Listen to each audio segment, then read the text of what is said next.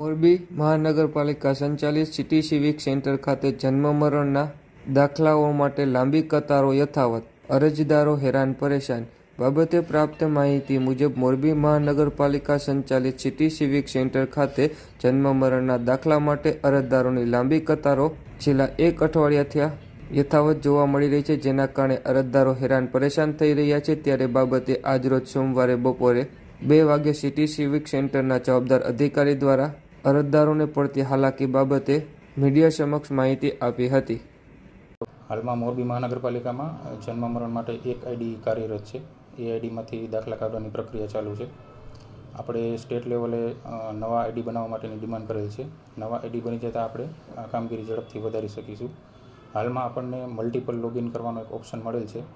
એના આધારે આપણે આજે થોડી ટોકનની સંખ્યા વધારી છે અને જો આપણે એ કામગીરી પોર્ટલ બરાબર ચાલતું હશે અને વ્યવસ્થિત પૂરી પાડશું તો ધીમે ધીમે આપણે ટોકનની સંખ્યા વધારશું, એટલે ઝડપથી આપણું બેકલોગ છે ક્લિયર થાય. આપણે પર ડે 100 ટોકન આપતા હતા, આજે 125 ટોકન આપ્યા છે અને જો બધા ટોકન આપણે જો પૂરા કરી શકીએ તો ધીમે ધીમે ટોકનની સંખ્યા વધારવામાં આવશે. જે જન્મ મરણનો સ્ટાફ છે સવારે 9 વાગ્યાથી કામગીરી ચાલુ કરે છે અને જ્યાં સુધી જે ટોકન આપેલા છે એ પૂર્ણ ન થાય ત્યાં સુધી જરૂર પડે તો મોડી રાત સુધી પણ કામગીરી કરે છે.